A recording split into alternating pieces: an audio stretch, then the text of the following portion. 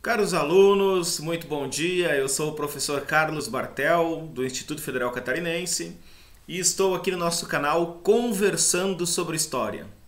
E o nosso tema de hoje, nosso tema de estudo, é imigração para o Brasil no século XIX. Nós estamos estudando aí Brasil século XIX, então esse é um tema muito importante para a gente compreender esse período e compreender a própria história do Brasil. Então a primeira questão, fiz um roteirinho aqui para nós, a primeira questão a se perguntar sobre imigração é aquilo, por que que as pessoas migram, né? E por que que vieram para o Brasil? Bom, as pessoas migram, né? Lembrando aqui que imigração com I é quando um grupo de pessoas ele entra num país, é a entrada, imigração, os imigrantes. E quando um grupo sai de um país e vai para outro, a saída, aí é emigração com E, tá?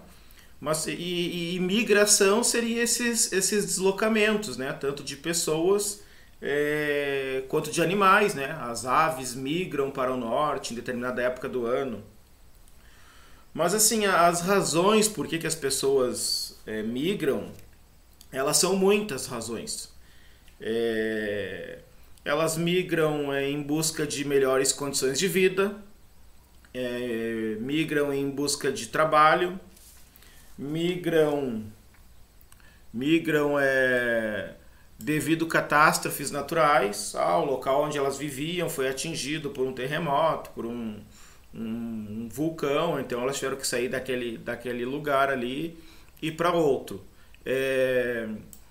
Migram por questões políticas, não esqueçamos os judeus que vieram para o Brasil, né? Os judeus eles vinham fugidos da Alemanha que perseguia esses judeus na época ali do período entre guerras e durante a própria Segunda Guerra Mundial. Aqui em Santa Catarina, né, e no nosso pequeno município de Presidente Getúlio, tem tem imigrantes haitianos, né, que vieram para cá em busca de trabalho. Mas vamos falar dos nossos imigrantes aqui. Eles vieram para o Brasil. E quem são esses imigrantes? Quem são esses imigrantes? São de origem alemã, origem polonesa, origem italiana, origem ucraniana. Bom, é uma imigração europeia, tá? Não é uma imigração asiática, não é uma imigração africana. Eles vieram para o Brasil no século XIX porque a Europa passava por uma série de transformações. Então, assim, aquilo que faltava na Europa para esses camponeses, esses indivíduos, sobrava no Brasil. O que era isso? A terra. Então aqui havia terra demais, né? Terras não povoadas, ainda que a gente tenha que ter um certo cuidado quando fala isso, porque muitas terras eram povoadas por grupos indígenas, tá? Mas havia bastante terra disponível para a prática da agricultura e para a pecuária, e essa terra faltava na Europa. Então essas pessoas vieram em busca de terra e, obviamente, em busca de trabalho e em busca de melhores condições de vida.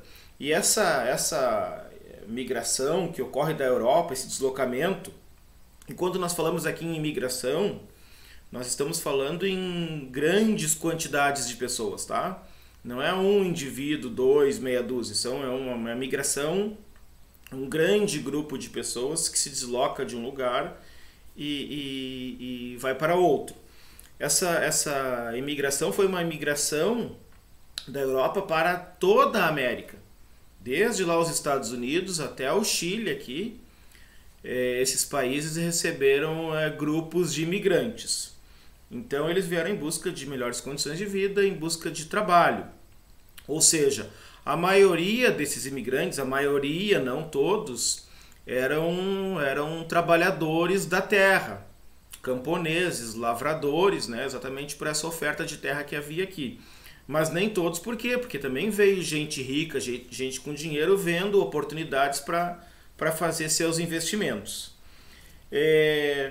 Mas por que o Brasil, né? E qual é o interesse do Brasil em receber esses grupos de imigrantes? Bom, o Brasil vai ter basicamente alguns interesses específicos. Há uma grande pressão ao longo do século XIX para se acabar com a mão de obra escrava. E para o Brasil isso seria um grande problema, porque os escravos que produziam riqueza, os escravos que eram os trabalhadores, né? Os trabalhadores braçais, os trabalhadores da agricultura, os trabalhadores que prestavam serviços nos núcleos urbanos que estavam se formando. Então se entendia que não se podia acabar com a escravidão de modo brusco. Por isso que a escravidão ela se arrasta ao longo de todo o século XIX, porque a produção econômica no Brasil ela está assentada no trabalho escravo, do negro. E esses imigrantes, então, eles vão vir como uma oferta de mão de trabalho para ir substituindo esses negros, né? Então, nós teremos assim imigração de europeus para São Paulo, e ali eles vão trabalhar nas lavouras de café, e para o sul do Brasil, que aqui não vai ter lavoura de café, e a característica vai ser diferente aqui. Por que vem para o sul? Para ocupar essas terras que são consideradas, entre aspas, vazios demográficos, né? Lembrando que eram ocupadas por grupos indígenas, tá? Isso aqui tem que ficar bem claro. Mas o indígena no século XIX, ele é visto como um ser humano de segunda categoria. Então ele ele é desconsiderado nessas políticas imigratórias. Então substitui os escravos. Então nós temos duas características aqui. Os imigrantes vão lá para trabalhar na lavoura, e no sul para colônias de povoamento, né? Diferente dos portugueses que queriam explorar o território. Claro que praticaram agricultura também, mas eles queriam mais explorar, encontrar riquezas. Esses imigrantes do século XIX, eles vão vir aqui para povoar, né? Para ocupar essas áreas. E para o sul, porque havia assim, essa fronteira no sul do Brasil, ali no Rio Grande do Sul, ela sempre foi muito indefinida, muito fluida, né? Havia muita disputa de território ali com os países do Prata, Argentina, Uruguai, que estão se formando.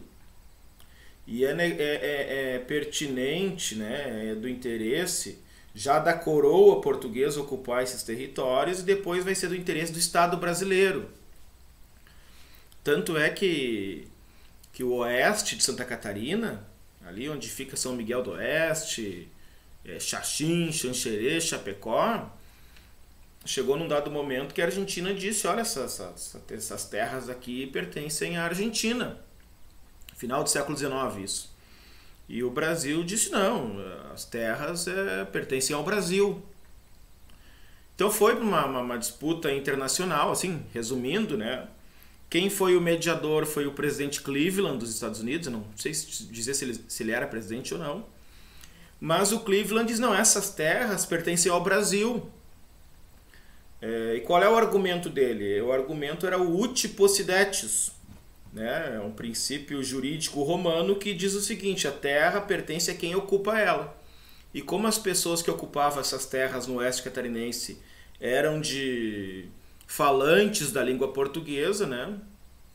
Eram brasileiras, então as terras logo pertenciam ao Brasil. Até em homenagem ao presidente Cleveland, foi criado no Paraná um município chamado Clevelândia. Tá? Mas vamos seguir então. Substituição dos escravos, 1. Segunda questão, fundamental para compreender essa imigração, é a política de branqueamento do Estado brasileiro. Tá? No século XIX, nós temos em voga as famosas teorias raciais. O que dizem essas teorias raciais? Elas dizem o seguinte, que o comportamento da pessoa é determinado pela sua raça. São teorias racistas, né?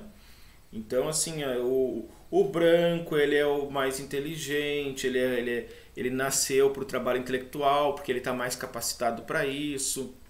O negro, ele é mais animalizado, por isso ele é usado em trabalhos braçais, ele não tem uma capacidade intelectual. Claro, isso era o que se dizia, né? Então são as teorias raciais, é um cientificismo. Cientificismo por quê? Porque isso não tem embasamento científico, né? Não tem embasamento científico. E essas teorias raciais do século XIX, elas vão instrumentalizar lá na década de 30 o fascismo, o nazismo na Europa, né? Que vai seguir essas teorias raciais aí criadas no século XIX. Então, essas teorias nos ajudam a compreender muito o que acontecia aqui durante esse período. E essas teorias raciais, elas vão servir para os europeus ocuparem a África também. Porque assim, os europeus, né, olha, são os mais evoluídos. São os mais evoluídos, os europeus, porque eles são brancos, né? Então eles estão indo lá para a África para levar para a África a civilização. Civilização é uma palavra-chave do século XIX. Né? Os europeus estão indo lá para levar a civilização, ou seja, para ajudar eles. Quanto na realidade eles estavam indo lá para explorar o território. Tanto é que vai ter a famosa Conferência de Berlim em 1885, que vai repartir o continente africano entre os países europeus. Né? Então cada país europeu vai ter uma colônia na África. Não é por acaso que o mapa da África tem fronteiras que são retas. Como é que são retas as fronteiras? É o rio que é reto? Não, não é nada de rio. Se pegou uma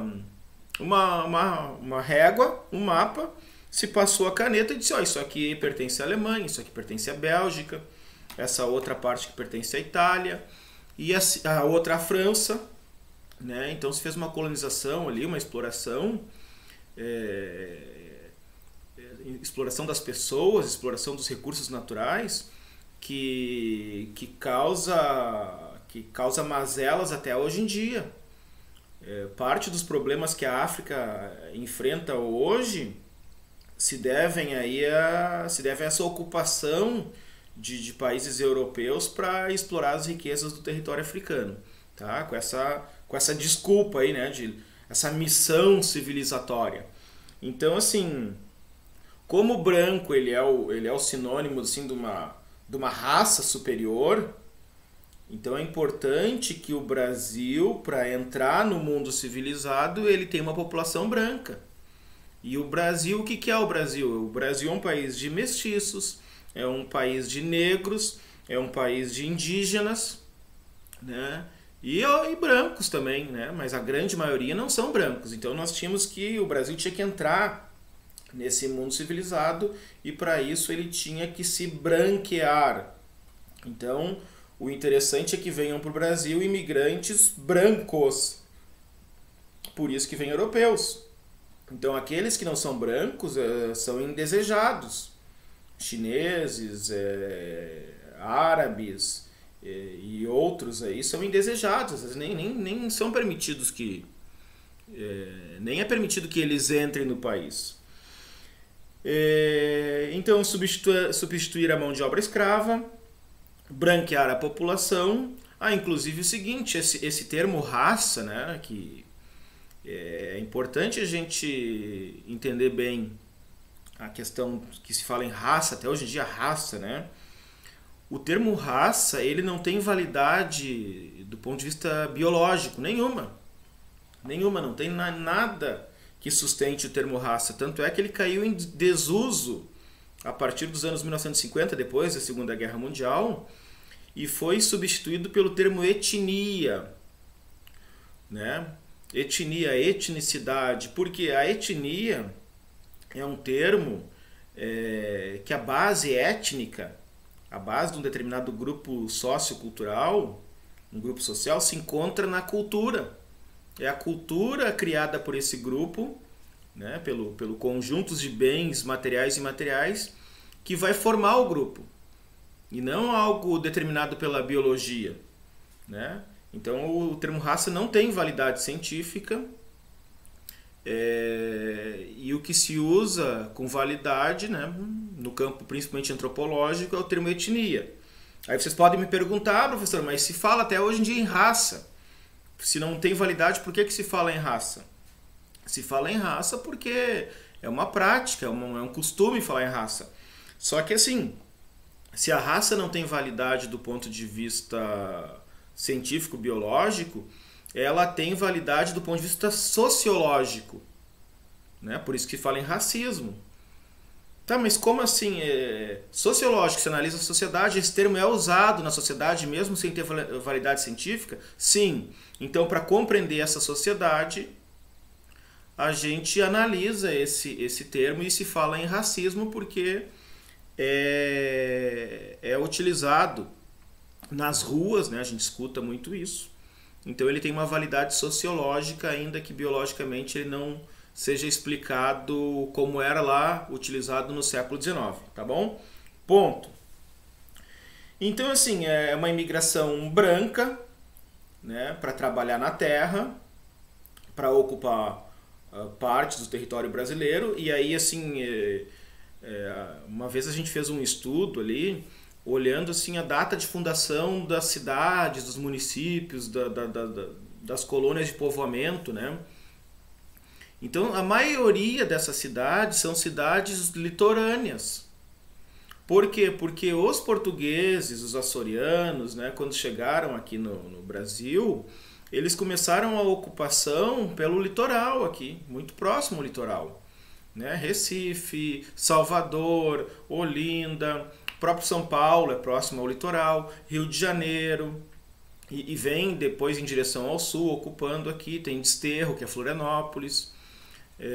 São cidades muito... Porto Alegre, Porto dos Casais, ali fica a 100 quilômetros do litoral, né? 100 e poucos quilômetros ali.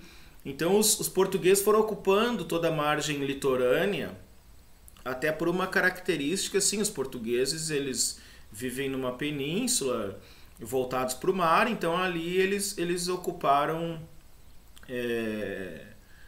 muito como eles faziam em Portugal, né? Tinham acesso ao mar, as embarcações, o transporte, a pesca, uma pequena agricultura, uma pequena pecuária no litoral.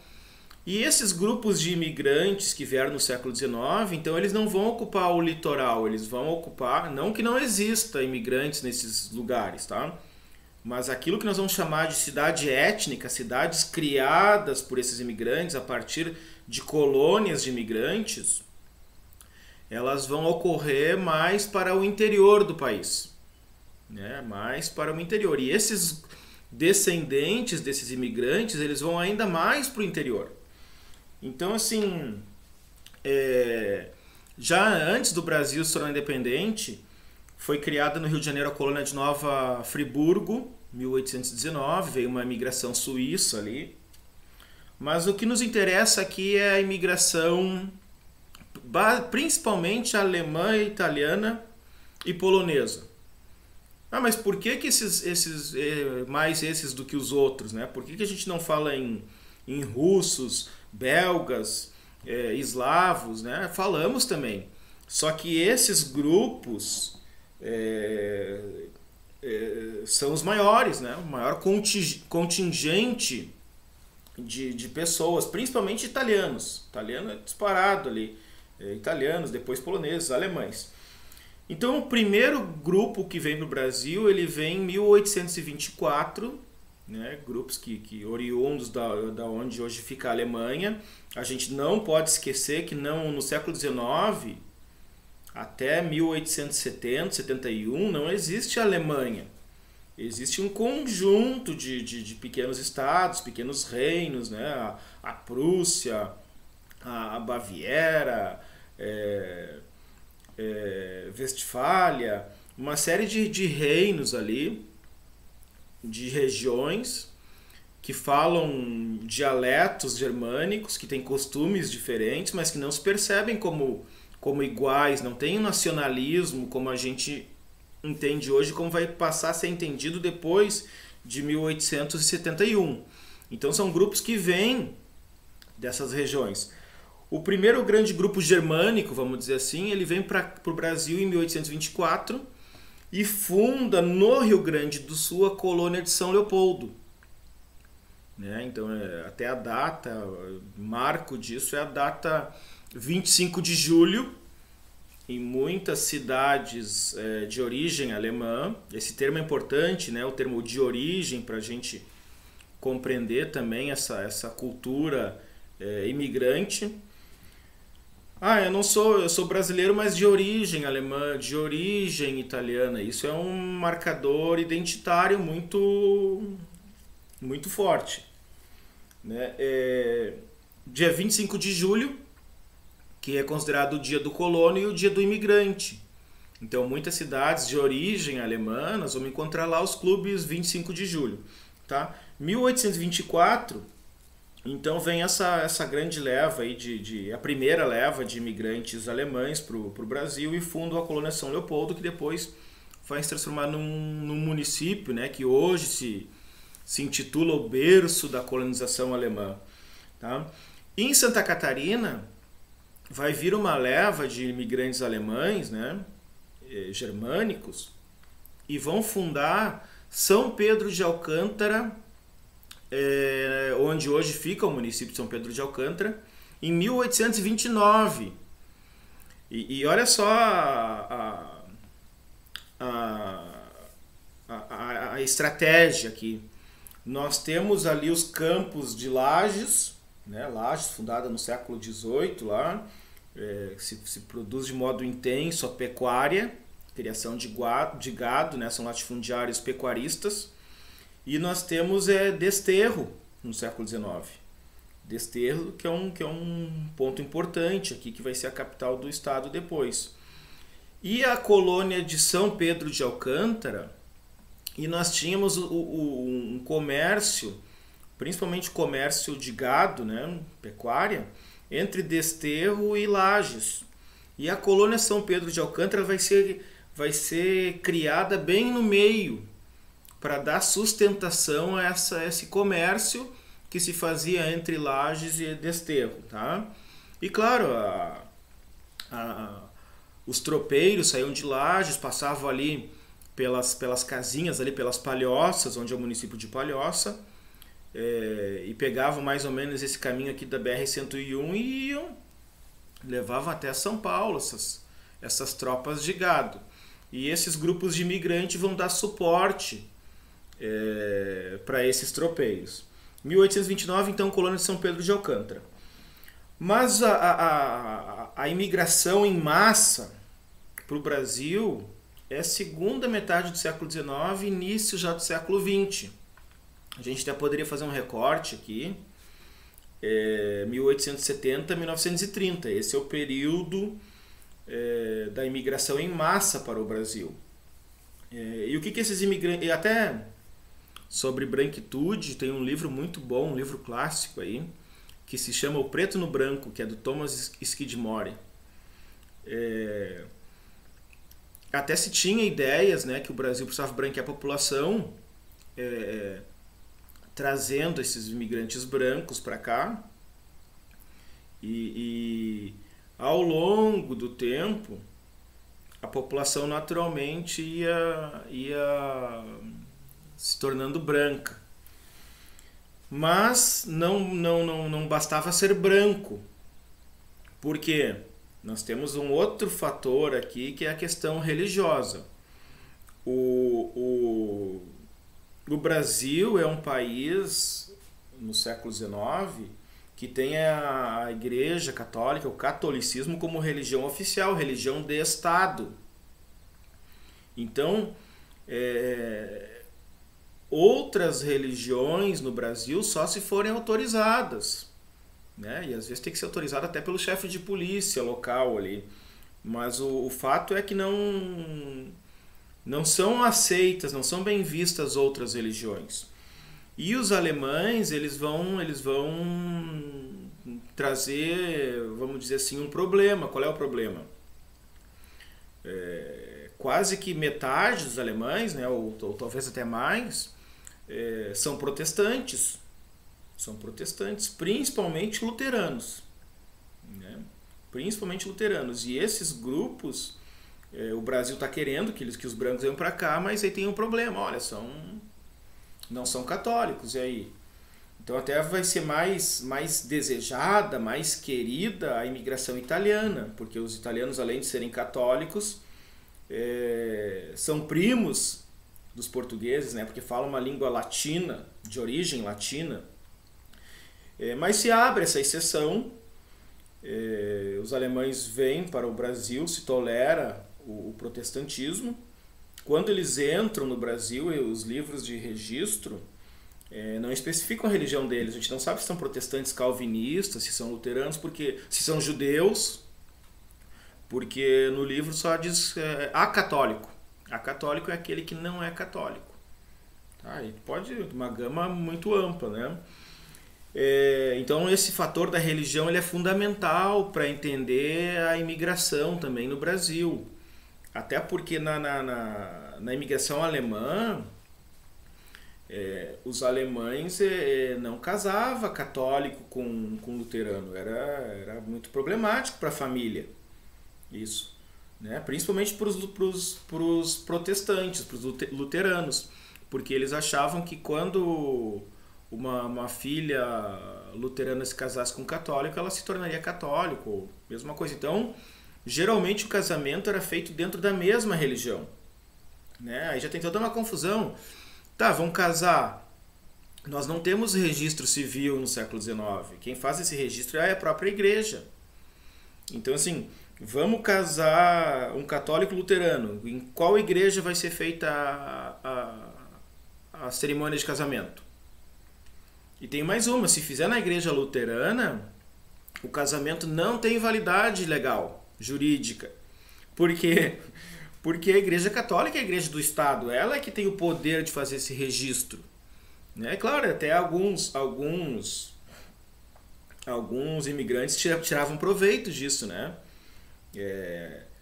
Casava, depois ficava viúva, casava e daí não pode casar na igreja luterana porque já casou, ou deu uma briga lá e por algum motivo se separou. Não pode casar na igreja luterana, ia lá e casava na igreja católica. Não, mas ela é casada 2 vezes. Não, 2 vezes não, na igreja luterana não valeu. Eu estou casada uma vez só, que foi na igreja católica. Enfim, aqui são alguns problemas ali, tá? Eu estou, claro, resumindo aqui, mas para a gente entender essa importância da religião. Da religião no contexto do Brasil do século XIX e da imigração. Porque os imigrantes, eles vão, falando aqui dos alemães, né? Os alemães vão chegar no Brasil e eles vão ficar preocupados eles vão criar logo 2 instituições. Então tudo que é cidade alemã tem 2 instituições, que é a igreja e a escola. E muitas vezes a escola funcionava no próprio espaço da igreja. Quando não tem culto aí, quando não tem cerimônia, usa o espaço para sala de aula. Né? Então a igreja, para manter essa religiosidade, eram grupos muito religiosos. E o Brasil é um país religioso, né? E os alemães tinham muita preocupação em preservar a sua cultura, os seus costumes. E isso está muito ligado à preservação da língua. Então a maneira de preservar a cultura e os costumes era através da escola, para ensinar esses costumes e essa cultura às novas gerações. Tá? Isso os alemães. Os italianos não. Os italianos vão ter suas escolas, que se chama escolas étnicas, né? Tem todo um currículo voltado para a manutenção dos costumes, da cultura do grupo. Mas os italianos eles vão frequentar escolas oferecidas pelo Estado brasileiro, que são poucas, né? Até porque o que vai acontecer? Os italianos, eles vão, claro que tem italiano no Rio Grande do Sul, né? Vamos se lembrar que os municípios Garibaldi, né? Herói da Revolução Farroupilha, o herói de dois mundos, o município de Garibaldi é um município de origem italiana, fundado por imigrantes italianos no Rio Grande do Sul. Bento Gonçalves, Caxias do Sul, tá? São municípios formados por italianos, mas a grande imigração italiana vai para São Paulo. E esses italianos eles vão trabalhar nas lavouras de café, vão se desentender muito com os proprietários das lavouras. Por quê? Porque o proprietário ele está acostumado a tratar o escravo, o outro, né? E o italiano, ele não, eu sou um trabalhador, eu tenho meus direitos. Eles já vão ter tido contato com o movimento sindical na Europa, com o movimento socialista, com o comunismo, que também tem alta no século XIX na Europa, com o anarquismo. Então eles vão trazer essas ideias para o Brasil também, e a relação ali dos italianos com os proprietários, ela vai ser uma relação tensa. E esses italianos vão migrar para a cidade, mas também vai vir levas de imigrantes italianos diretamente para as cidades. Então São Paulo tem uma colônia italiana enorme, né? A questão das cantinas em São Paulo, fundaram lá o time de futebol, o Palestra Itália, que é time de imigrantes. Em Belo Horizonte também tinha o Palestra Itália, que é o Cruzeiro, tiveram que mudar de nome depois por causa da guerra. Tá? Então é a questão da religiosidade, da escola, da igreja. Tá? E, claro, vão trazer esse catolicismo europeu, porque até a gente tem, o correto não seria imigração para o Brasil, mas imigrações no plural, né? Assim como a gente fala em catolicismo, no plural também. Porque nós vamos ter um catolicismo ali no sudeste ali de matriz escrava, um catolicismo indígena lá no norte do país, e aqui no sul vai ser um catolicismo vinculado à cultura imigrante. Olha só que interessante isso. Em Ibirama, né, que era a antiga colônia Amônia, isso aí a gente tem que estar atento também, porque os imigrantes davam nome para as colônias, eram nomes de acordo com a sua língua. Então eram nomes estrangeiros, né? Muitos municípios tiveram que mudar de nome com a campanha de nacionalização em 1930, 37, 45, que tinha uma política para tornar brasileiros esses grupos que eram considerados estrangeiros dentro do Brasil, mas isso é lá, década de 1930. Eles davam nomes estrangeiros e também davam nomes de acordo com o local da onde eles vinham. Né? Então nós vamos ter muito município aí, Nova Vicenza, Novo Hamburgo, né? Novo Hamburgo. Então se a gente começa a pesquisar, vai ter muito município, Nova Hartz, no Rio Grande do Sul, muito município com esse nome aí, né? O prefixo novo ali e o nome, porque é como se fosse uma reprodução do local de onde eles vinham, tá? É a manutenção das tradições aqui. Bom, aí nós vamos ter um ano,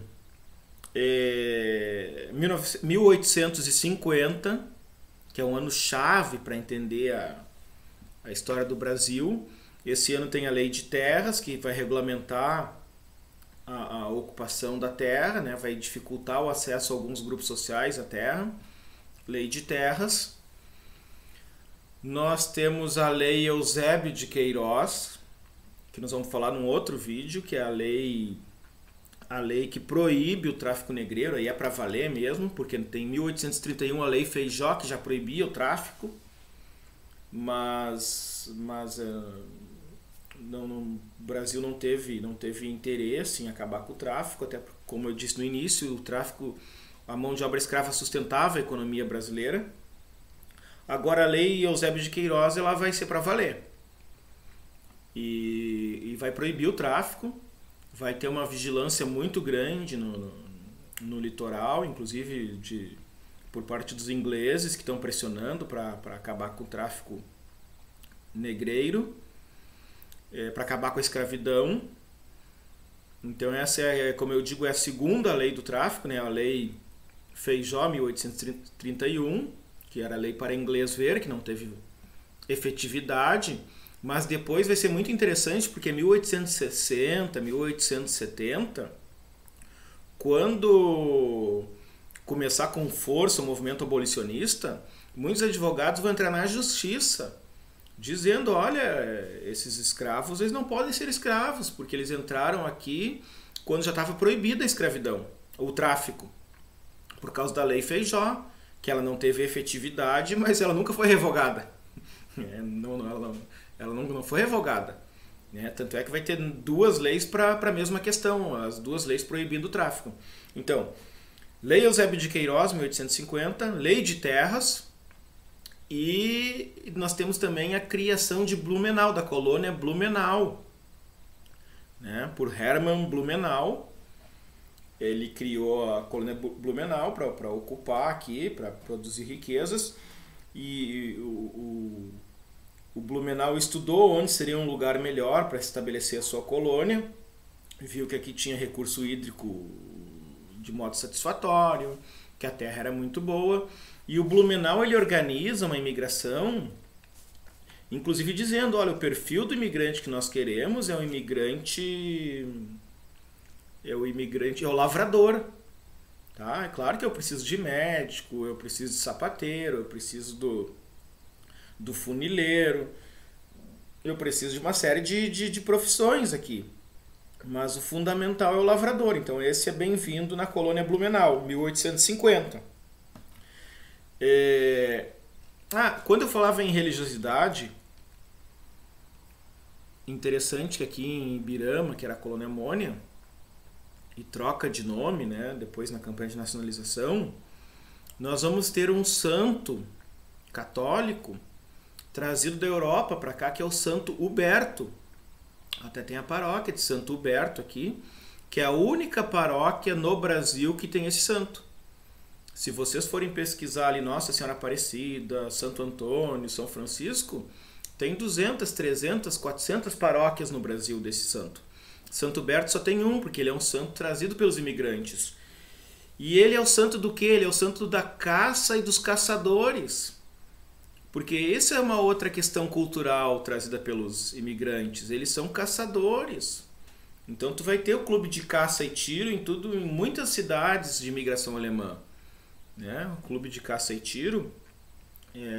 Se tem clube de caça e tiro, se tem a prática da caça, se tem a prática do tiro, obviamente vai ter um santo para proteger, para abençoar essas pessoas. Fechando o parênteses, 1850, fundação de Blumenau. 1851, do ladinho de Blumenau se cria, não tão do ladinho assim, mas se cria a colônia Dona Francisca. Quem era a Dona Francisca? Dona Francisca é a irmã do imperador Dom Pedro II.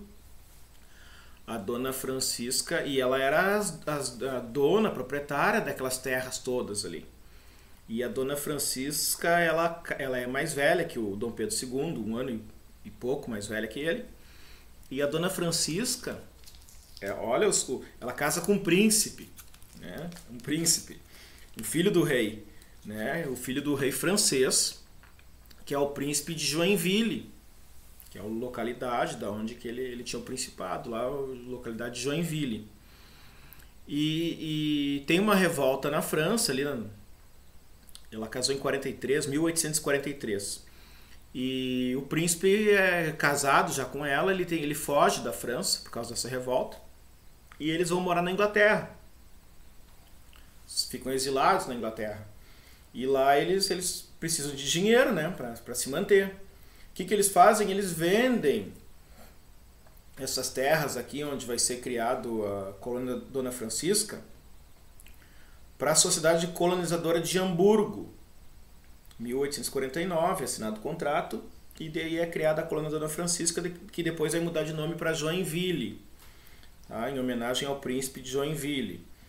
E essa Sociedade Colonizadora de Hamburgo, ela vai depois se reunir com outros associados e vai fundar a famosa Sociedade Colonizadora Hanseática, que vai colonizar todo o vale aqui do Itajaí, o Médio Vale, o Alto Vale, é a Sociedade Colonizadora Hanseática. Inclusive aqui as terras onde estão o campus Ibirama pertenciam à Sociedade Colonizadora Hanseática.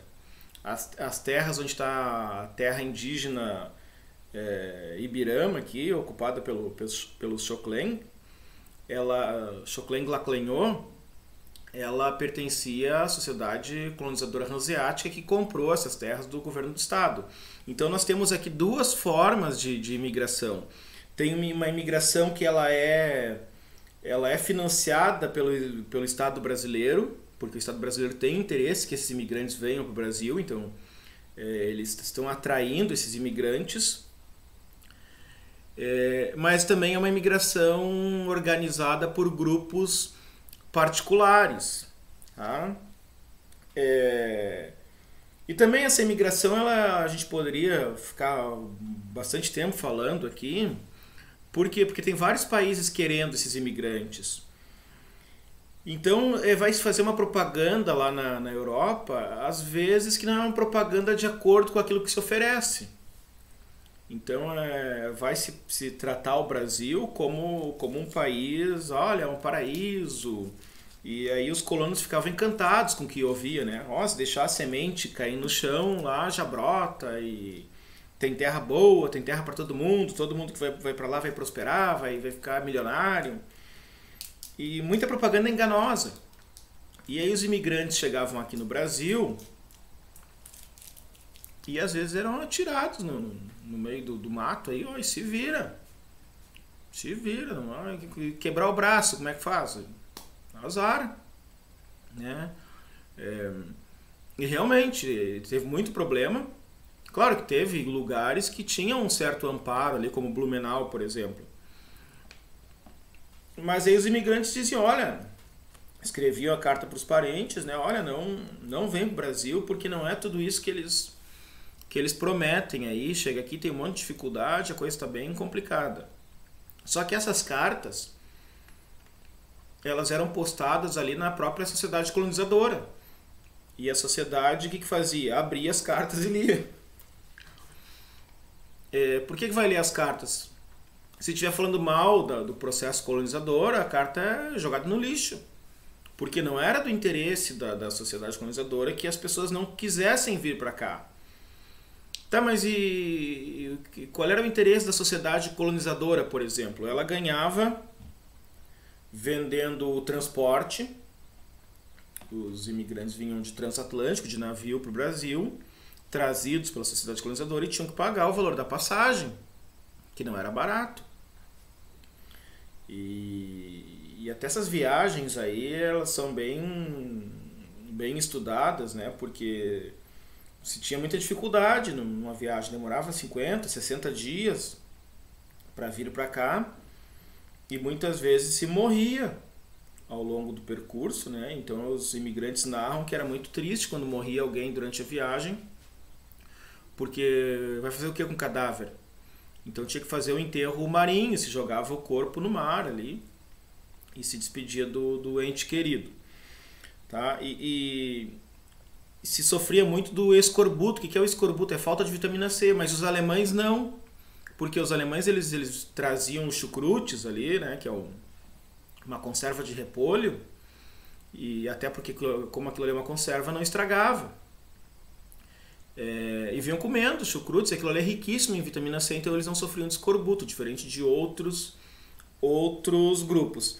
Mas então a sociedade ganhava essas empresas colonizadoras, que vão ter em São Paulo, vai ter no Rio Grande do Sul, Paraná, Santa Catarina, que são muito famosas, né? Elas vão ganhar com o transporte e com o comércio de terras aqui. Vão criar lotes de terras e vão vender para os colonos, né?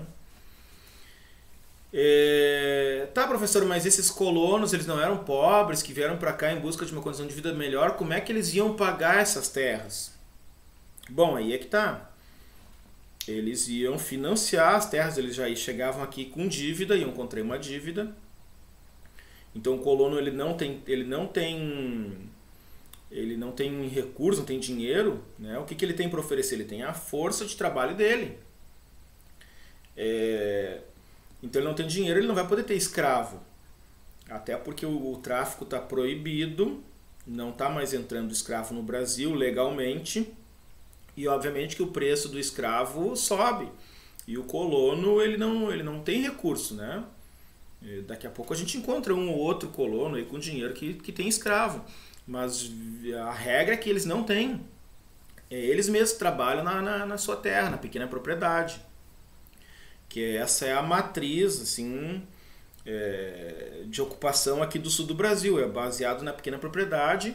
Claro que também tem latifúndio, né? Metade sul do Rio Grande do Sul são latifúndios, criadores de gado. Santa Catarina, ali, São Bento, também tem latifúndio, mas a zona de imigração é baseada no minifúndio, pequena propriedade. E quem vai trabalhar ali vai ser o imigrante e a sua prole. Daí que é importante ter bastante filho. Né? Teve 10, 12, 11, 15 filhos. Por quê? Porque esses filhos eles vão ser força de trabalho, eles vão ajudar a produzir alimento, e o excedente desse alimento vai poder ser comercializado na venda, né? Que não tem banco na colônia, então tem a venda que faz papel de casa bancária. Ele produz ali milho, cria porcos, faz linguiça, banha, produtor de leite, de queijo, derivados. Ele larga os seus produtos na venda lá e fica com crédito. Quando ele precisar, ele pode ir lá pegar esse crédito em dinheiro ou em mercadoria. Tá? A venda, então, ela faz o papel de câmbio, de casa bancária. Então é importante ter bastante filho por isso, tá? Para ajudar a trabalhar, ajudar a melhorar as condições de vida. Né? E claro que a família é grande, daqui a pouco o filho casava, tinha que sair da casa para outra região para constituir ali o seu núcleo familiar. E então é isso, eles pagavam, financiavam essas terras. Agora, outra maneira de pagar essas terras também é com prestação de serviço para essas sociedades colonizadoras. Como assim? Eu vou abrir uma estrada, então eu vou lá usar o meu trabalho para abrir estrada e eu vou receber ali um valor X que eu vou estar abatendo na minha dívida, ou vou poder, olha, recebi um salário por ter aberto essa estrada aqui, um valor, né, por essa empreitada, e tá aqui, ó, tô pagando o meu financiamento do terreno, né, da minha propriedade, porque eu abri estrada, porque eu construí estrada de ferro aqui em Santa Catarina, estrada de ferro construída no início do século XX, enfim, construíam pontes. Então uma série de trabalhos ali que o colono vai fazer para ajudar a pagar esse terreno que ele comprou, mesmo sem ter dinheiro. Então seguimos aqui, aí Joinville, 1851, Brusque, a colônia de Brusque, 1860, vocês veem que começa ali em Blumenau, né? A colônia Itajaí ali, a colônia Blumenau, e vem avançando em direção ao interior. E como vai avançando, vai havendo um contato entre indígenas e colonos, então vai ter muito conflito. E aí vão se organizar companhias, né, companhias para combater esses indígenas aí, e vão produzir verdadeiros massacres, assim, um genocídio, vão eliminar essas populações indígenas, até porque esses imigrantes tinham o apoio do Estado e tinham apoio e tinham uma maior tecnologia do ponto de vista bélico, tinham armas de fogo, né? Como eu falei, clubes de caça e tiro. Bom, já falamos bastante aqui. Deixa eu ver aqui mais. Não esqueçamos que a Alemanha, quando foi criada como Estado Nacional, em 1870, 71, ali na Guerra Franco-Prussiana, tem a Prússia que vai encabeçar esse processo de criação do Estado alemão. E depois, em 1875, é a Itália, né? Criado o Estado italiano. E o Estado alemão ele vai ter muito isso das teorias raciais ali. Né? Nós somos alemães, a cultura, o sangue alemão. Tanto é que a nacionalidade alemã ela se dá pelo sangue, não pelo nascimento. Então, tu tem o sangue alemão correndo nas veias ali.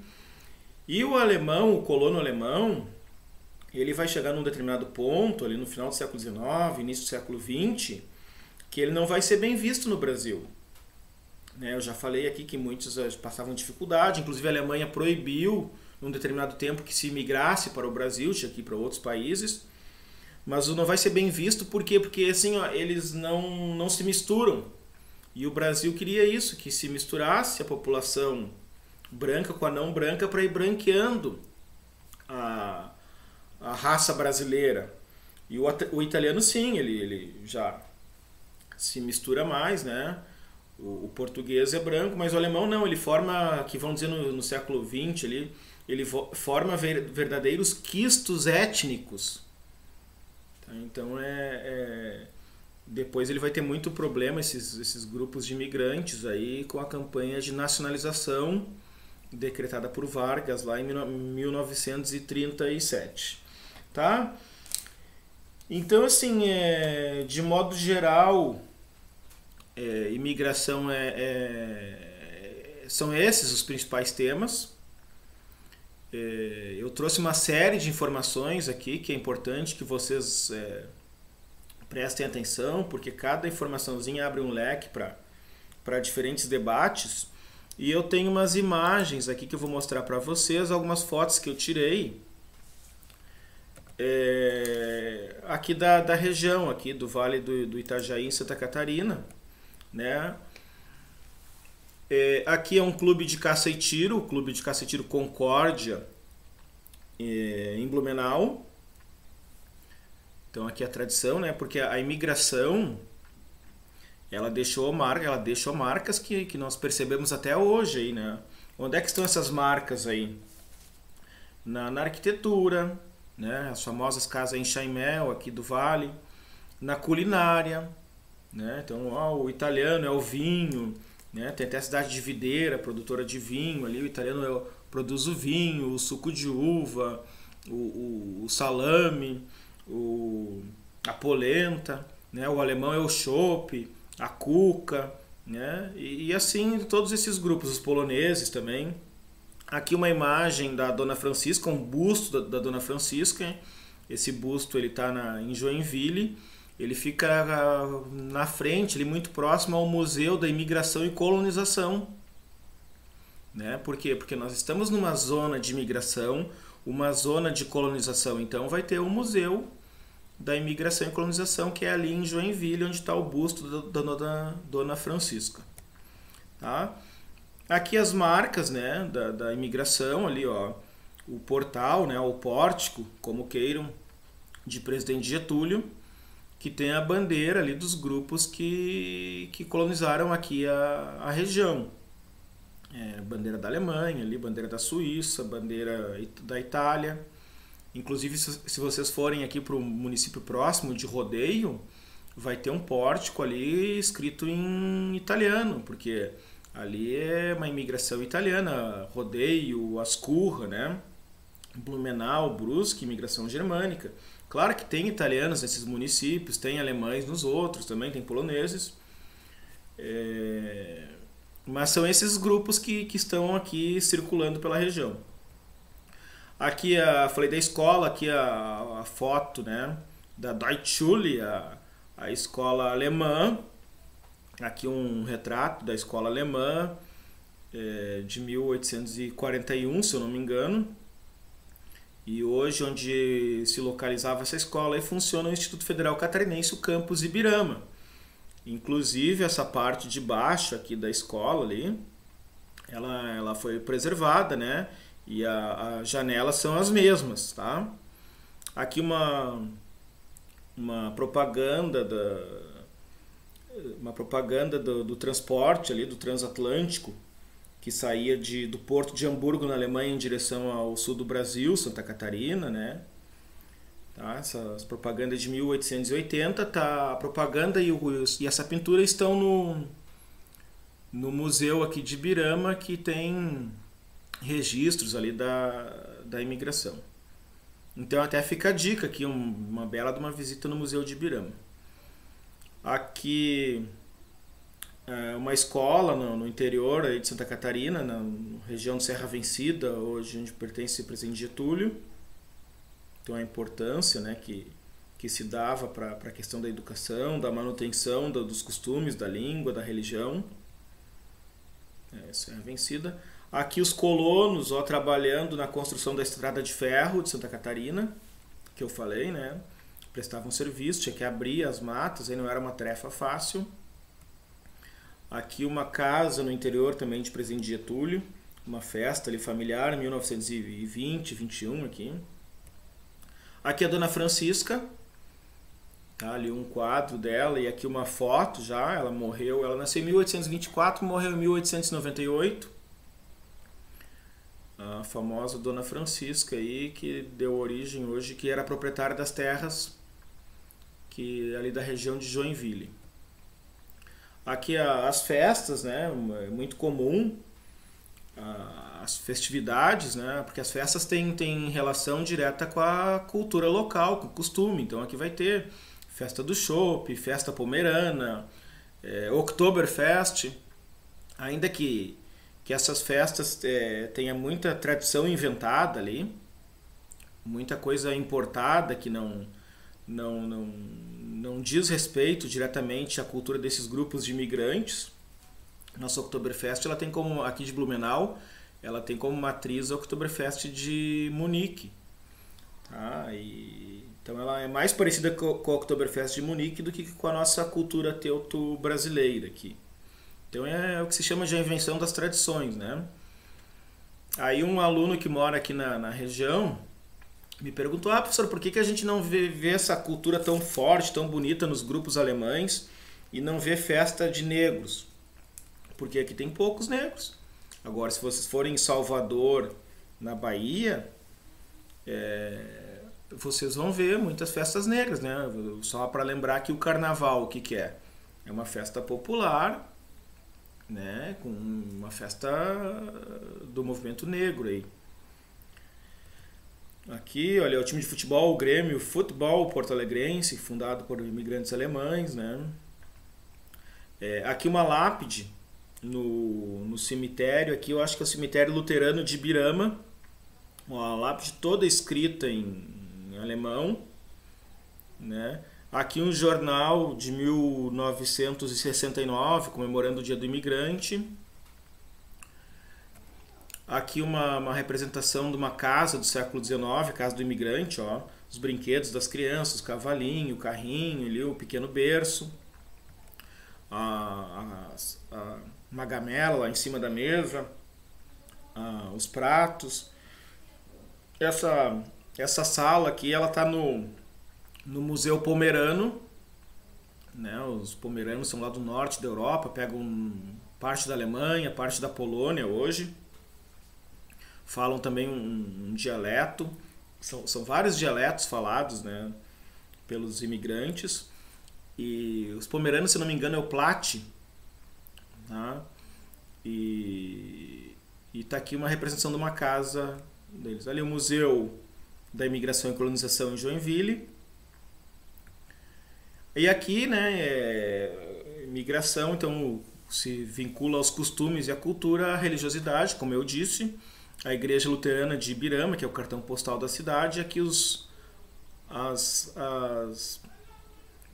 plantas, né, como seria a igreja, tinha dois modelos ali, ficou prevalecendo aquele que existe até os dias de hoje. Tá? Aqui, presença evangélica, Igreja Luterana, ligada ali a ICLB, né, Igreja Luterana Alemã. E então aqui são algumas marcas da presença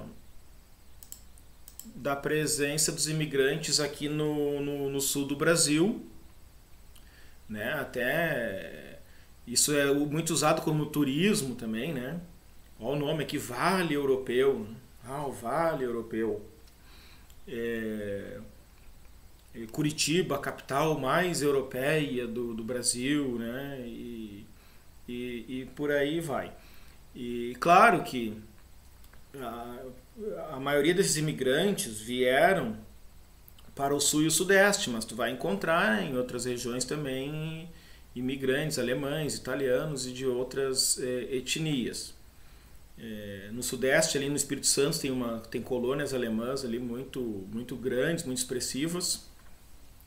Tá? Então esse é o nosso tema imigração. Claro que aqui eu fiz um resumão, um apanhado geral, a gente poderia aprofundar os assuntos, né? Mas a ideia é exatamente essa, dar um caráter inicial, um resumo desse tema tão importante para a história do Brasil. Deixo aqui um grande abraço do professor Carlos e se cuidem e até a próxima.